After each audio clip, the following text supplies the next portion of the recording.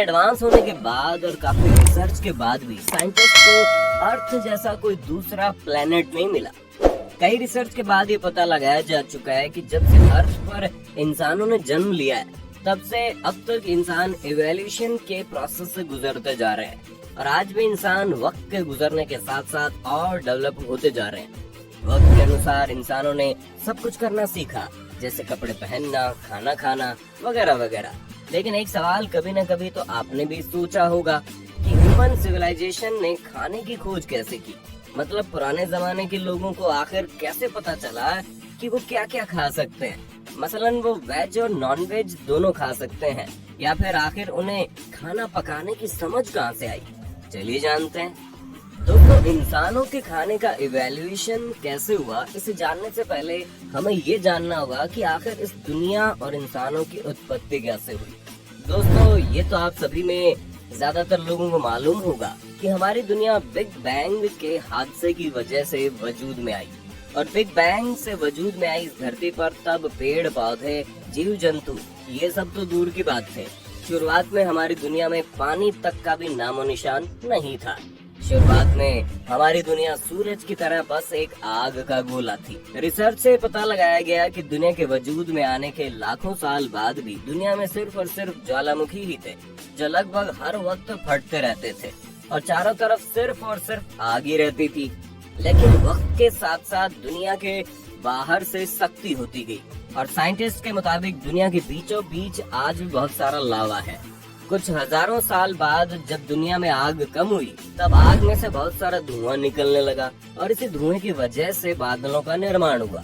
और दोस्तों, आप सभी को मालूम ही होगा कि बादलों में मॉइस्चर होता है और इसी मॉइस्चर की वजह से दुनिया में पहली बार बारिश भी हुई। लेकिन इस बारिश को हम एसिड रेन कह सकते हैं और ये बारिश बहुत ज्यादा हार्मफुल थी।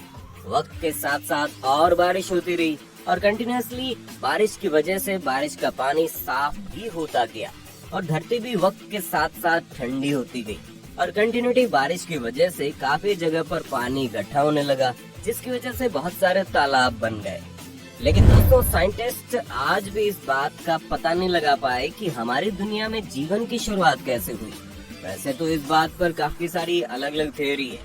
कई लोगों का मानना है कि हमारी दुनिया में जीवन किसी और बाहरी दुनिया से आया होगा।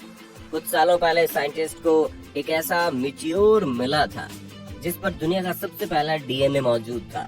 तो कई लोगों को इसे लेकर अपनी अपनी आस्थाएं हैं। आपकी क्या राय है दोस्तों, आप भी लिख डालो नीचे कमेंट बॉक्स में। वैसे तो साइंटिस्ट के रिसर्च के अनुसार ये पता चला है कि डायनासोर से पहले ट्राइलोबाइट्स का राज हुआ करता था। इनके बारे में आप ये समझ सकते हैं कि ये हमारे पूर्वज हैं। ट्राइलोबाइट्स के प्रकट होने से पहले हमारी दुनिया में सिर्फ 1-2 फीट के ही जीव हुआ करते थे, लेकिन इनके उत्पत्ति के बाद आमतौर पर 3 से 4 फीट के जीव पनपने लगे। सीधे तौर पर आप ये कह सकते हैं कि इनके बाद से जीवों की हाइट में इजाफा होने लगा।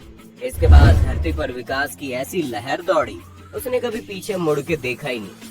देखते देखते करोड़ों सालों में ये 3-4 फीट के ट्राइबोलाइट्स कब 85 फीट के ड्रेडनॉट्स में बदल गए, पता ही नहीं चला। ये प्रोसेस शायद से कयामत तक ऐसे ही चलता रहता, लेकिन ईश्वर को कुछ और ही मंजूर था। जहाँ पर एक तरफ सब कुछ सही तरीके से चल रहा था, वहीं दूसरी तरफ धरती से एक बहुत बड़ा कॉमेट टकराया और इसी कॉमेट की वजह से कुछ ही देर में हमारी धरती से पूरा जीवन खत्म हो गया और सारे डायनासोर भी विलुप्त हो गए।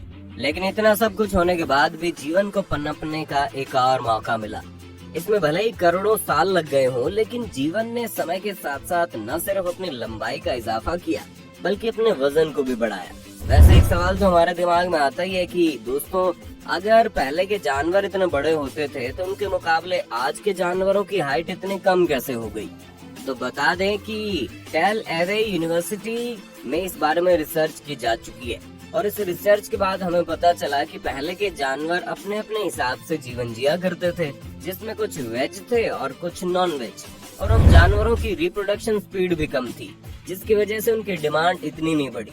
लेकिन लगभग 1.5 मिलियन साल पहले ये सब कुछ बदल गया और जब इस दुनिया में अर्ली ह्यूमंस आए और जब इन्होंने इन बड़े बड़े जानवरों का शिकार करना सीख लिया तो अपनी इसी काबिलियत के दम पर वो लगातार बड़े बड़े जानवरों का शिकार करने लगे।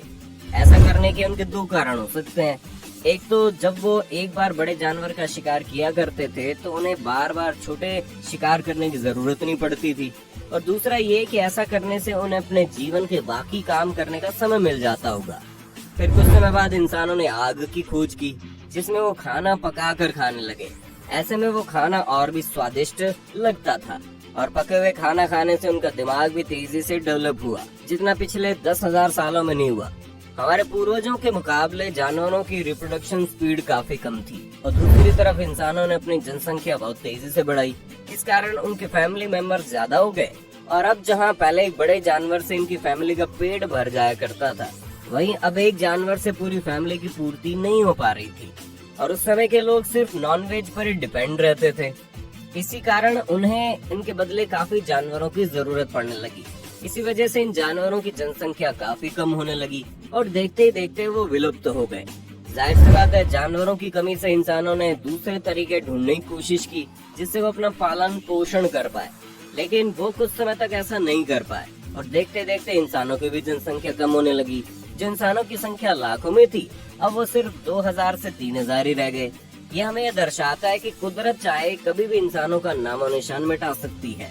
इन बचे हुए इंसानों ने देखा कि कुछ जानवर अपना पेट भरने के लिए पेड़ से फल तोड़कर खाते हैं, और जो फलों के बीज नीचे गिर जाया करते थे, वहाँ से दूसरा पेड़ उगना शुरू हो जाता था। इसी को देखते हुए इंसानों ने खेती बाड़ी सीखी।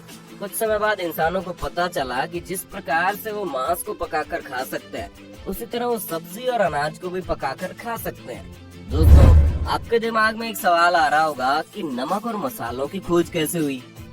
तो जब इंसान खाना बनाया करते थे, उस समय वो नदी और समंदर के पानी का इस्तेमाल किया करते थे।